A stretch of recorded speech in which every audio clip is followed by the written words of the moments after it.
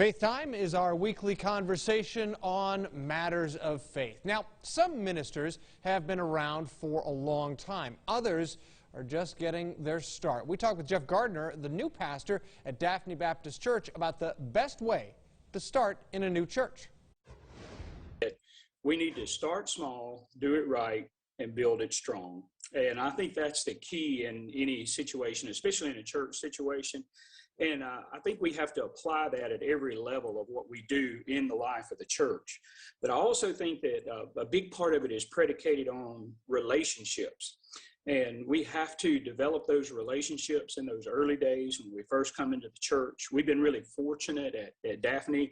We had Dr. Mac Morris, who was the transitional pastor there, and he's really done a whole lot for us to help us develop those relationships with the membership and things. And I really see it kind of like what we see in the Gospels with Jesus. You know, it's sort of like Mac has been sort of my John the Baptist, maybe going ahead of me and telling everybody, here he comes, you know. And so that has opened a door to people to accept us and to really love us.